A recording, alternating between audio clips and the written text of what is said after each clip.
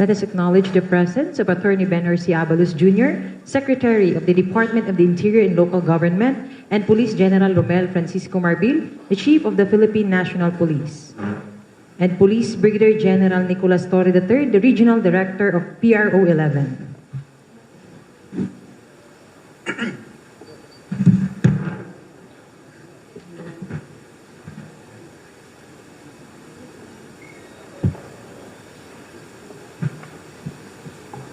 So before we proceed with the question and answer, may we hear the opening statement of Attorney Benhur C. Abalos Jr., the Secretary of the Department of the Interior and Local Government. Magandang hapon po sa inyong lahat, sa lahat po ng mga kababayan natin at sa mga kaibigan natin sa media. Ngayong araw na ito ay amin pong iaharap sa publiko si Pastor Apollo Kibuloy at ang ipapanyang mga kasama na nasa kustodiya na po ngayon ng Philippine National Police. Pero bago po iyon, gusto kong pasalamatan ang lahat ng miyembro ng Philippine National Police magmula kay PNP Chief Romel Marbil, ang our ground commander, ito ho, walang tulog po ito, si General Torre po, no? Marami po sila, General Macapas, General Ubingki, sila Colonel Hansel, sa lahat po ng pamunuan ng PNP na ilang araw na walang tulog, no? Ang daming inabot na mga demanda inabot po namin napakaraming demanda ang inabot namin. Pero naniniwala kami sa pulis na yung intelligence, na sinasabi ng intelligence, talagang nandun si Pastor Kibuloy. And of course, gusto kong pasalamatan ang ating mahal na Pangulo, Bongbong Marcos, sa kanyang guidance. No? Of course, paminsan-minsan may mga instructions siya, higit sa lahat sa kanyang tiwala sa kapulisan na gagawin ng tama.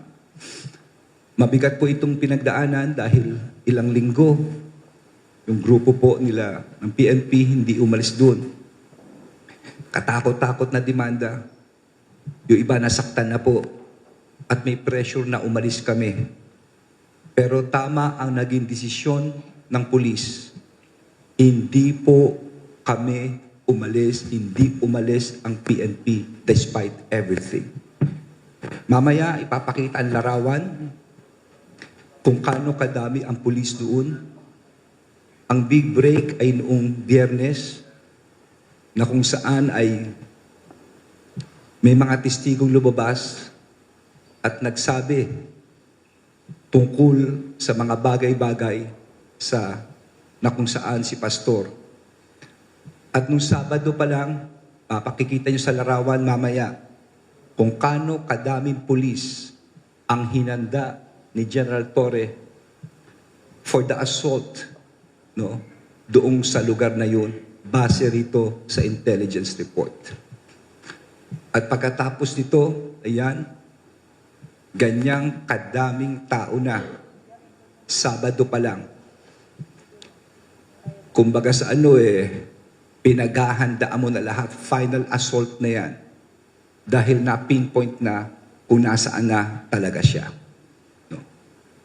All of these pictures will prove that all the while, tama ang intelligence report, tama ang operasyon, maski anong pigil ang gawin sa amin na kung sinong kampo, still, tiniis po ito ng pulis, maski anong pananakot ang ginawa, tumuloy-tuloy kami. And the rest is history. No. At this point, bibigay ko muna kay Chief Marbil ang mikropono for his message sa ating mga kababayan. Chief.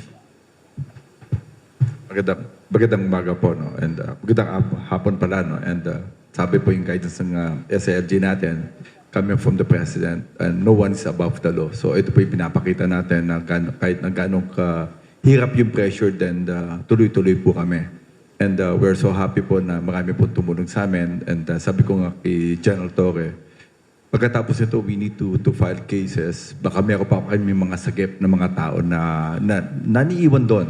That's what we did last time that I went to Davao. Nasave po kami ng 2 tao na nagamit nila. Baka may mga gusto pang lumapit at gusto ng mag-file pa ng demanda against these people, mga na-abuse nila. So we're hoping, and sabi ko nga, and marami pang lalabas at magpa-file ng kaso against these people. And you'll see the real truth kung bakit po namin ganadong hulihin po itong taong to. Maraming salamat po. Maraming salamat, Chief. And of course, ang ating walang tulog, walang pahinga, ang matapang po nating ground commander doon, si General Torre. General.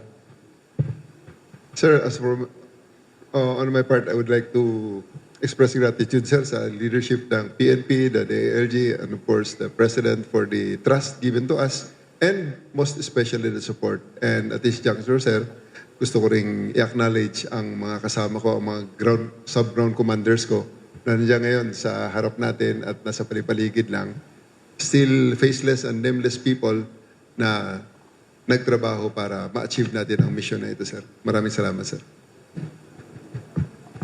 At this point, siguro, ipapalabas na lang namin para sa publiko, para makita po ninyo si Pastor Kibuloy at ang kanyang mga kasama. Pinapakita namin sa video ang prosesong ginawa po rito. Yan po ang kanyang kulungan. No? Kanina makita nyo kung mga mugshot, medical, sinunod po ng PNP ang proseso hingil dito. So siguro para bago tayo mag-question and answer, at this point, Jean, pwedeng palabasin mo na si Pastor Apollo Kibuloy at ang kanyang mga kasama. Pakibasa na lang isa-isa kung sino yung mga kasama niya. Paki-enumerate na lang, please.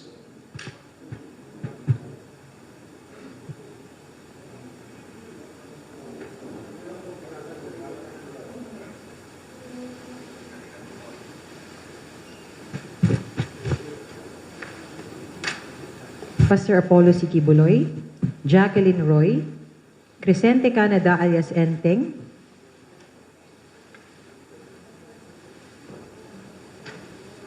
Ingrid Canada and Sylvia Semanyes.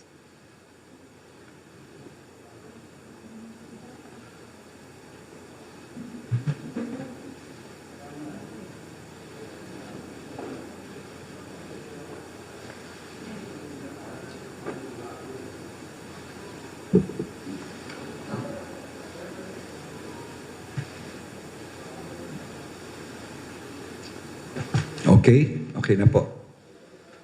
Pakilabas na lang, Jean, please. Thank you.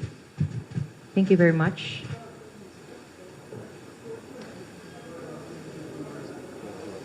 Balik na sir.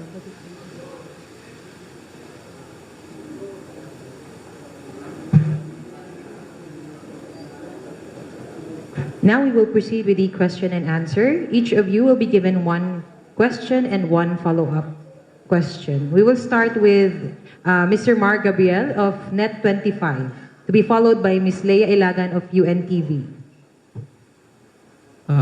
Good afternoon, sir. Secretary General Marbil and General Torre. Sec, can you give us detail lang kung paano ba talaga yung nangyaring pagsuko ni Pastor? Ako, isa lang masasabi ko, no? Kasi yung word na pagsuko, no? Nagkaroon ng konting sa nahuli at sa nasuko. Kaklaruhin ko lang, no, na nakita niyo yung litrato. Ilang araw pinagpaguran ng kapulisyahan.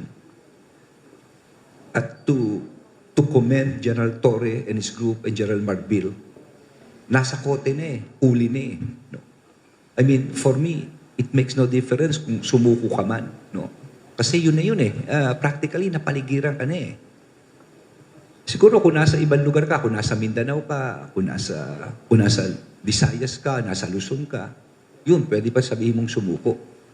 Pero kung nasa isang lugar ka na napapaligiran ka na ng pulis at doon ka rin nakuha, halos yun na yun And I explained it nandito sa sa Philippine Star, no? Nakalagay po rito 'yon, no? Malinaw, no? So, yun po ang sa akin. To give you a detail of what actually happened, probably I could give it to General Marbil, okay, General Torre. Gusto po nila i-detalye yung nangyari nung araw na yun. Nick, siguro you can give the details.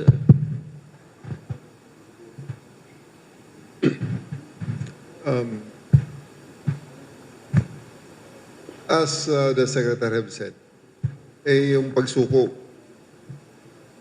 formality na lang yun because at the end of the day, whether he likes it or not, the end result will ultimately be the same.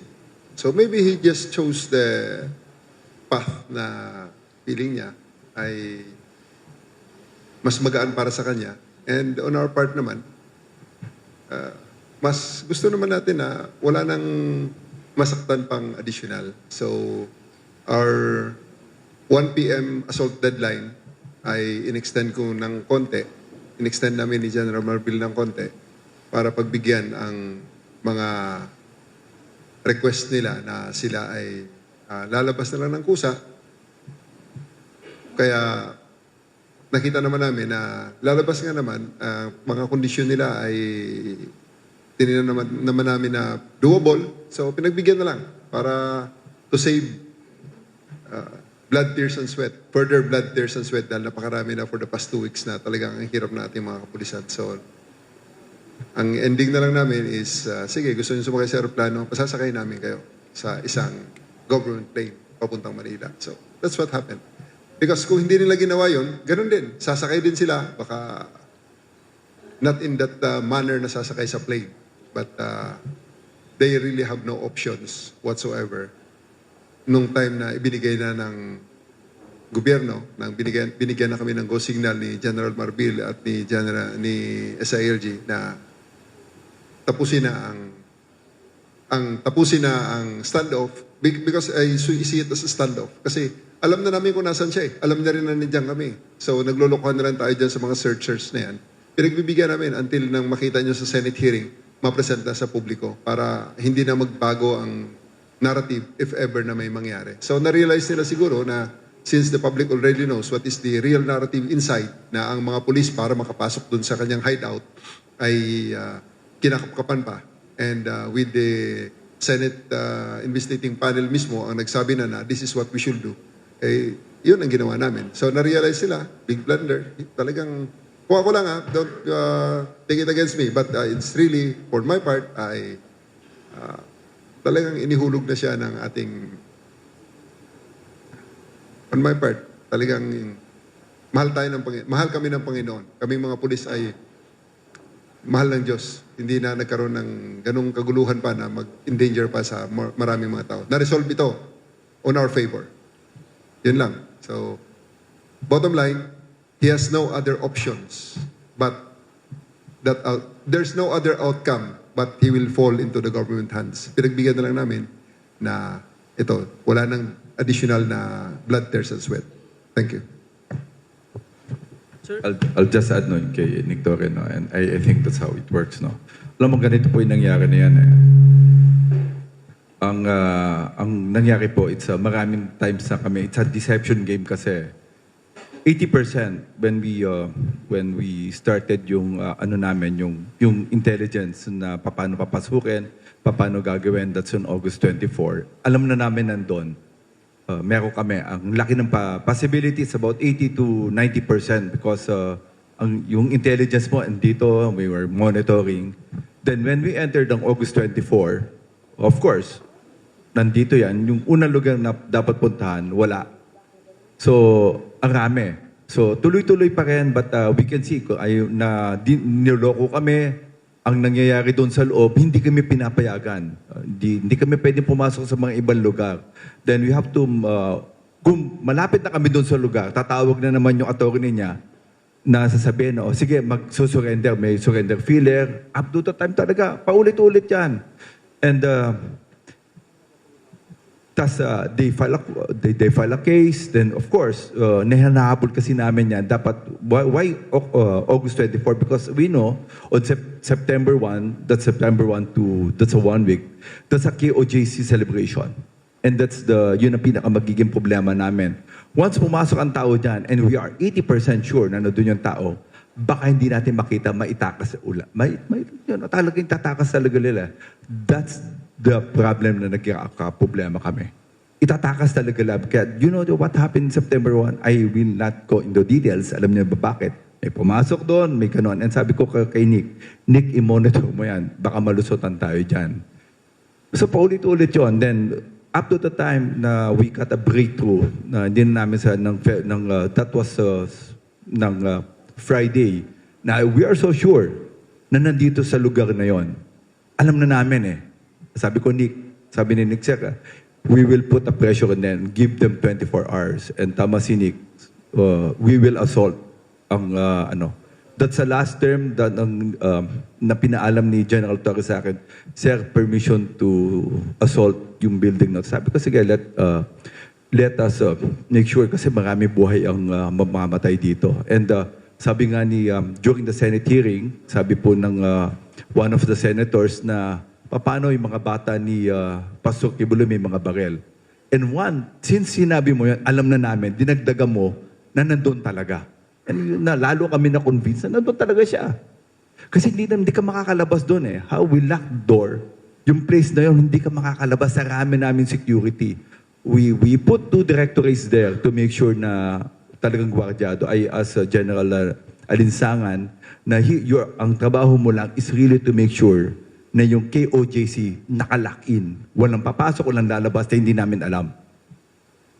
Then, of course, nandun po yung sa intelligence namin to really gather the people, talk to these people kung sino magsusurrender. Kaya nga yung last week, Sunday, may 2 nagsurrender pa eh. Kaya nga sabi ko kay General Torre, tignan mo ba baka may mga kaso pa tayo ma-file against these people? Kasi may mga tao pa doon eh. Remember, General Torre mentioned about 3 or 4 days before this act on the bago surrender that they saw many kids. Marami pa nakikita eh. So since marami kami nakikita, may mga butas kami na hindi pa namin nakikita. May mga lugar na hindi pa namin nakikita. Of course, if you'll see, we use mga different equipments. We use yung ground penetrating radar. We use a sonar. Up to now, of course, we know meron pa mga hiding place. Kaya since nakikita niya na at napipin down siya, pin down talaga yun eh. It has nothing to, wala na siya pupuntahan. Sa sobrang rami ng natin. And we're seryoso talaga si Nick Torre to assault. Sabi ko, Nick, ito lang to make sure kung mayroong mamamatay, tignan natin basta walang bata. Mahirap kasi pagkabata may tinamaan eh. Iba na istorya na to. Kahit na maganda yung operations mo, pag kami namatay ni Inocente, it will go the line. And the guidance of our President is to make sure that we follow yung human rights. Yun yung kailangan namin. So sabi ko, we have to inform yung na talagang itong guidance ng Presidente natin, human rights, preserve human life ang natin. So yun na po, ito po yung katotohanan. It's a game of deception. It took us about 16 days, but at the end of the day, with of course yung guidance sa SLG, you have to inform SALG. Anong sabi lang namin sa SALG, talaga it's a really good, it's a really pressure sa atin na talagang, make or break it. But we're so sure. Sabi ko nga, before we enter that, we are 80% nandun talaga siya. 80% from the time that we monitor ng June, from the time we started there, yung June 10, alam na namin doon. And there's no movement, pinag-aaralan po ng intelligence natin. What makes us harder is yung buhay lang talaga ng tao. What will happen pag kami tinamaan? So, eto na po. And we're so happy talagang ang galing po ng Philippine National Police. Of course, the President's well-informed kung ano po yung nangyayari and ang guideline talaga niya to make sure talaga na ma-implement to. Walang above the law. Yun lang po yung gusto natin. So, yun na po. Maraming salamat po. So, Chief, hindi totoo yung version nila na parang galing outside si Pastor and then sumuko sa loob. Nako, galing outside, pumasok. Kwentong kutsero yun. Alam niyo kung bakit? Nasa labas ka na, tumakas ka na. Ang tagal yung sinasabing hindi siya magpapahuli, hindi ba? Okay, pangalawa, nasa loob ka na, papasok ka pa ulit. Dito ka na magsumurrender kung nasaan ka man. Why do you have to go inside? Di ba? At pangatlo, nahuli siya doon mismo sa loob. No? Andito isang PNP na kasama natin, si ating PNP dito. Pinasok siya roon at nung palabas, sila, pinatabi na lang namin yung mga pulis so that they could get out. Okay? Yun ang nangyari. It was the PNP, doon siya sumuko. So, these kind of things are, they're just laying the basis that he is surrendered. But it's, sabi ko nga, kwentong kutsero ito. Huwag tayo maniwala dyan. At ito lang ang babala ko. With all of these things na nangyari, I'm sure someone should be guilty of obstruction of justice for harboring, concealing, someone who is wanted by law through this warrant. And let me remind you of PD 1829, obstruction of justice. Ang sinasabi, any person who knowingly, willfully obstructs, impedes, or frustrates or delays the apprehension of suspects and the investigation and prosecution of criminal. And of course, letter C, harboring, concealing, facilitating the escape of any person he knows or has reasonable ground to believe or suspect has committed any offense under existing penal laws. And letter I, giving of false or fabricated information to mislead or prevent the law enforcement agencies from apprehending offender or from protecting the life or property or the victim, or fabricating information from the data gathered in confidence by investigating. So, I'm sure maraming papasok dito. Bakit? Sabi nga ni Chief, maraming panlilinlang na ginawa. Pangalawa, ang publiko mismo ang testigo rito kung paano ilang beses kami pinigilan si General Torre. Marami. So I think, babalik ta rin ko ngayon ang tanong. Huwag na natin pag-usapan itong surrender thing na ito because I know all the while na sinasabi lang galing sa labas papasok, kalokohan po yan. Huwag kayo maniwala dyan. Isa lang ang dapat nilang sagutan. Kung ganun pala kabilis na isusurrender daw nila si Pastor Kibuloy, ibig sabihin, all the while, alam nila ni si Pastor Kibuloy ang pinagtataguan niya. We should investigate this and those guilty should be sued accordingly. Dapat po mademanda sila. Okay. Thank you very much, sir. We will now proceed with Ms. Leia Ilagan of UNTV to be followed by Ms. Third Ann Malonzo of Sunstar. Good afternoon, sirs. Sir, hindi lang yung mga miyembro at yung mga supporter ni Pastor ang humarang sa inyo, sa mga pulis sa pagsiserve ng warrant, kahit nung una pa. Meron ba kayo mga kakakasuhan doon? At meron bang kilalang personalidad na kakasuhan ang PNP? At sino-sino po ang mga ito? Kung ako dapat sa mga nangyari, papakumpile ko ito kay Chief PNP at sa ating mga sa PNP para tignan na lang. Kasi tignan nyo naman, what if baliktarin natin ang kwento? Ngayon, masaya tayo rito, Masaya tayo. What if baliktad? What if hindi namin nakita si Pastor Kibuloy? Malamang, people will be calling for my resignation. They will be calling for the head of General Marbil or General Torre at that. Itong mga taong ito, baliktarin natin. At sinabi nga ng council niya, binantaan kaming dalawa, na maski mag-retire daw siya, ay katakot-takot na demanda ang aabutin daw namin. Kaming tatlo. Just to show you a few things, andiyan ba yung mga demanda ko? Pakilabas nga. These are just of the cases na final sa amin. Para lang alam po ninyo.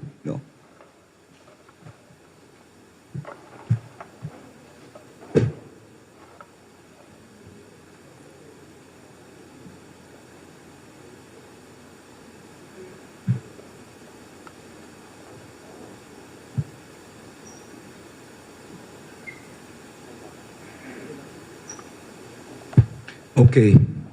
Ito yung final sa amin, ako kasama ko si matter of writ of amparo ay nahabeas data in favor of petitioners Kingdom of Jesus, no.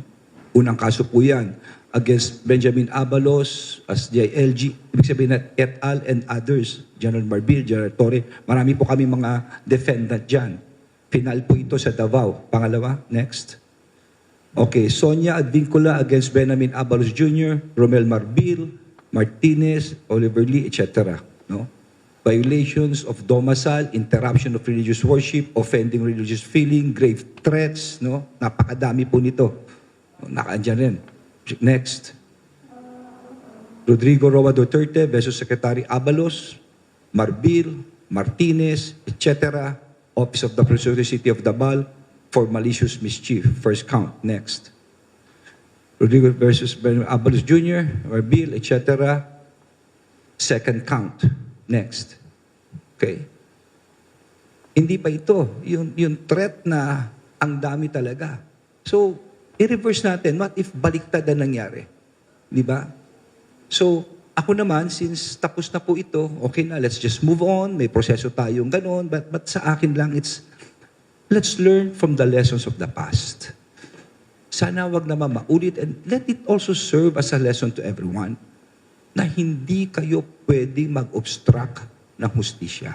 Hindi naman tama iyon. Dahil hindi biro ang pinagdaanan ng kapulisyahan dito. No? So titignan po namin kung talaga may nakakaalam kung saan siya nagtatago at kung alam nila kung saan siya nagtatago, ang mga taong to'y dapat lamang idemanda. No? Paimbestigahan po natin yan for obstruction of justice. Okay. Sir, kanina nabanggit na may mga kondisyones si Pastor sa kanyang pagsuko. Bukod po dun sa pagsakay sa eroplano, ano pa po ang mga hiniling niya na kondisyon?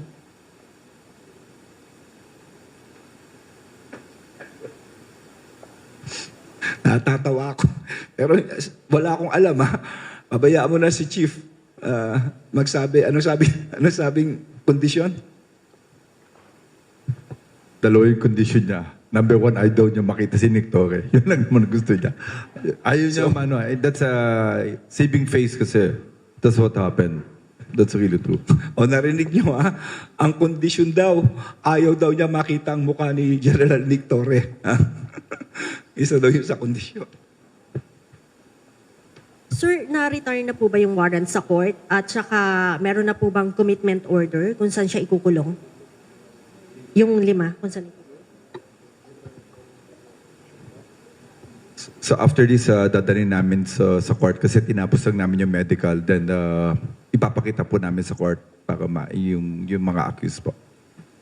Thank you very much. We'll now proceed with Ma'am Third Ann Malonzo of Sunstar, to be followed by Mr. Alfred Dalizan of People's Journal. Kay General Torre. Sir, kagabi may binanggit kayo na from the hangar, may tumawag sa inyo na padaanin na lang yung siyam na sasakyan. Is it true, tama ba kung nasa hangar siya or saan ba talaga siya nagtatago doon sa loob ng KOJC compound? Until last night, I was not authorized to speak about it. So sa ngayon, at andito na ang ating Chief PNP and DILG Secretary giving me the authority now to tell. Doon talaga sa Bible School. Okay? Sa Bible School, ang formal name noon is ACQ College of Ministry. At yun ay aming nasurround na for the past how many days. Pangatlong hearing, sa Senate hearing nung Friday, ipinakita ko na yung floor plan kasi ayaw nga kaming bigyan ng OBO ng Davao City. Office of the Building Official, for whatever reason. Hindi ko na question. So, ayaw nilang ipakita. So, lahat kasi ng mga rooms ng mga buildings, first day inikot namin, kasi hindi kami makakuha ng floor plan. So, ikot. Punta sa aming, operational matters na to. Ganun lang gagawin din naman namin sa future to pag nagkataon. Na, tinignan namin, so that we can have a sketch of the whole layout ng mga building. So nakita na namin, intindihan na namin, and then on Friday, nung Senate hearing, pinakita na namin. And then sinabi nga ni Senator, ng senators doon, na ito na nga. Lahat, although siyempre, sinabi namin ang lahat ng aming alam ng mga buildings para hindi naman baka akala niya.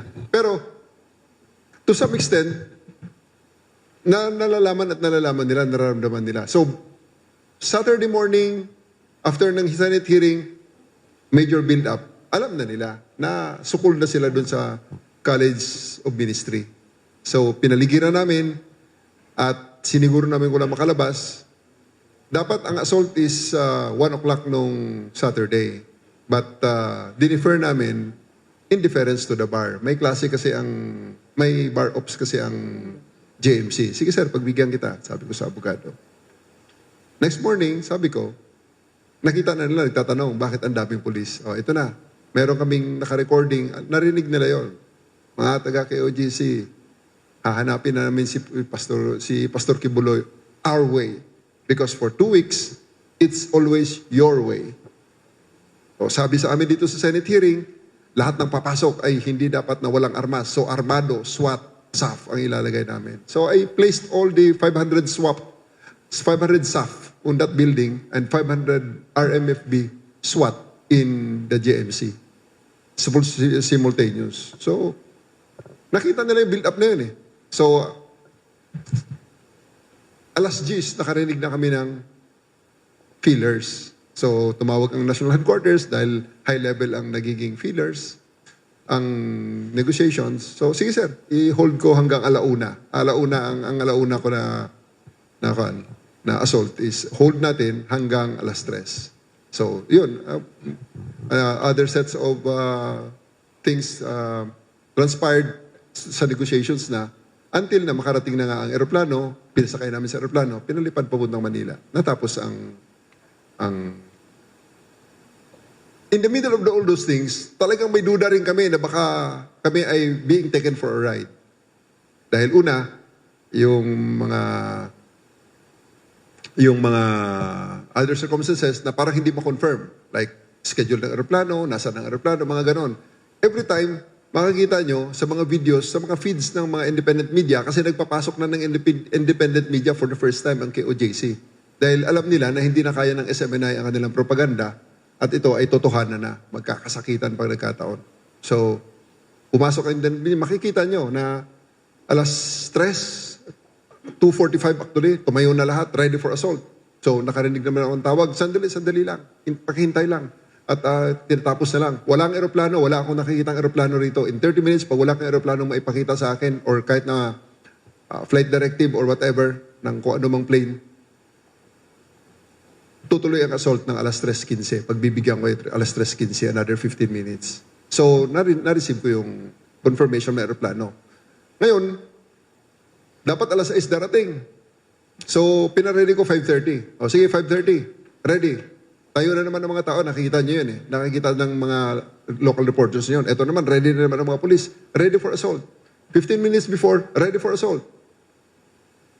Kasi, pag alas 6, kasi ang iniisip ko talaga, ang kinakatakutan namin dito, we're being taken for a ride. Pagdating ng Lunes, kung anong mga legal processes na naman ang kanilang i-block sa amin, hindi na po pwede yun. Masyado ng sayang, napakalaki na ang magiging damage sa part ng government. So, tinapos namin.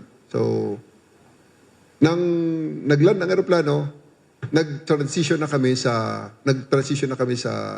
prisoner transport. Dahil I really demanded that 30 minutes before the landing of the plane, dapat makita na siya ng aking representative. Ayon lang ako makita. So, sige, I will send a representative. And that was one high-ranking officer, together with my other command group na nandito, nakakita. I just don't know if they want to be identified.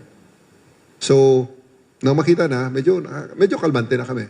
Kaya, prisoner transport, nakita nyo, nilid ng Abseo na patrol car, ang convoy, at paglabas ng hangar, dahil ayokong dumaan sila sa main road. Hindi tayo pwedeng dumaan sa main road. Dito kayo sa loob ng airport, bubuksan natin. And then, everything just fell into place and eto nga, na-resolve ng peacefully and successfully.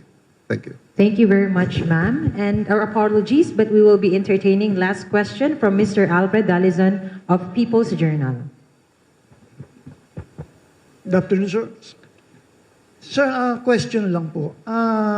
Merong mga reports na some insiders, particularly female members of the KOJC, acted as tipsters ng PNP para matapos tong operation na to. Can you confirm that info and what motivated them, sir?